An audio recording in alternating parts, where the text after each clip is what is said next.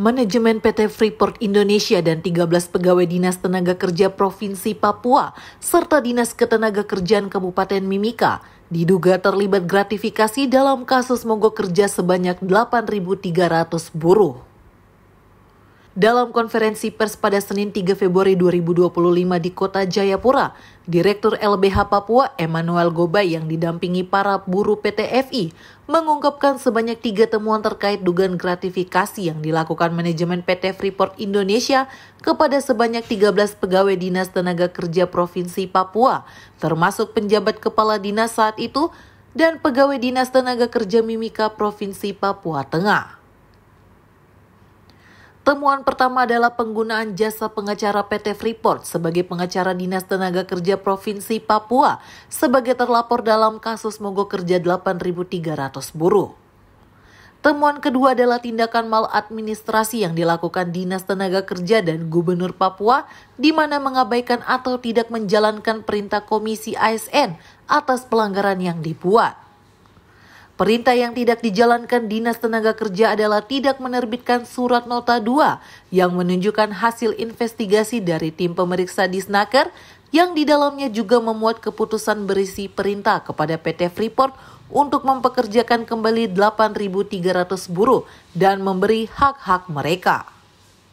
Kita minta hakim tolong, tapi si hakim tolong perintahkan dinas terkait untuk keluarkan, tapi oleh dinas ini laporkan ke Menteri Ketenagakerjaan kalau masalahnya selesai.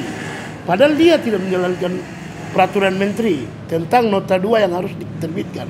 Di situ menunjukkan bahwa dinas ini bekerja untuk perusahaan. Kenapa dia kerja untuk perusahaan? Karena dia dapat duit. Itulah gratifikasi yang kita temukan di sini.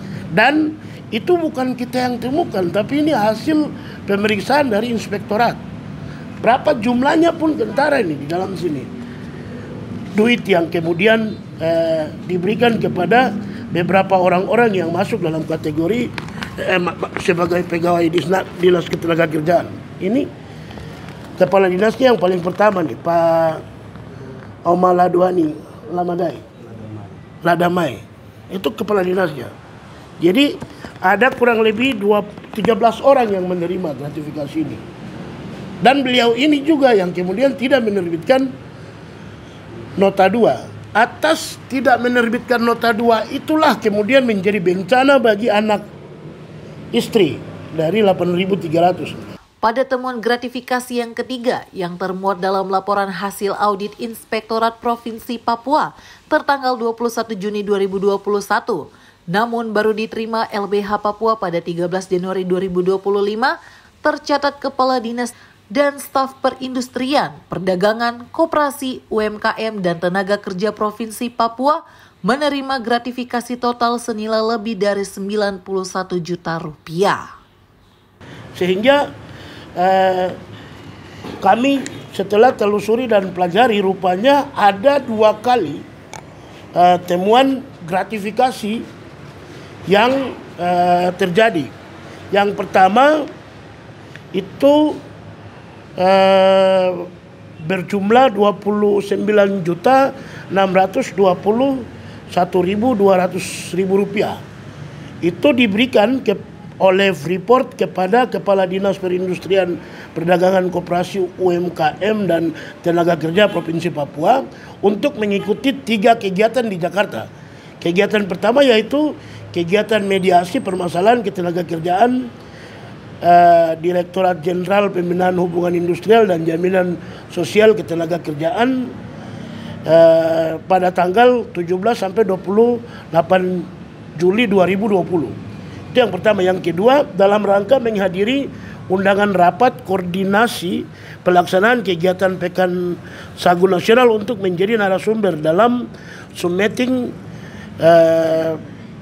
tentang pembangunan manusia unggul dan kemakmuran di Provinsi Papua Barat pada tanggal 31 Juni sampai dengan 3 Agustus 2020.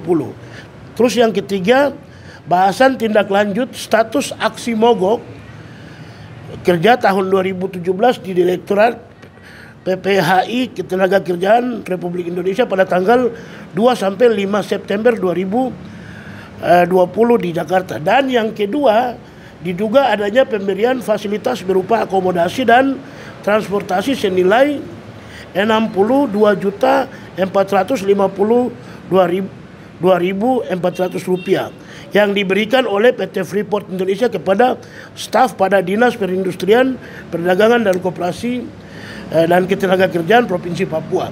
Dua ini. Nah, lebih khususnya dalam temuan pertama tadi yang berkaitan dengan pembahasan ketiga, itu kan pembahasan tentang aksi mogok kerja. Disinilah kami kemudian menyimpulkan bahwa gratifikasi yang diberikan itu berkaitan langsung dengan persoalan mogok kerja yang dilakukan oleh 8.300.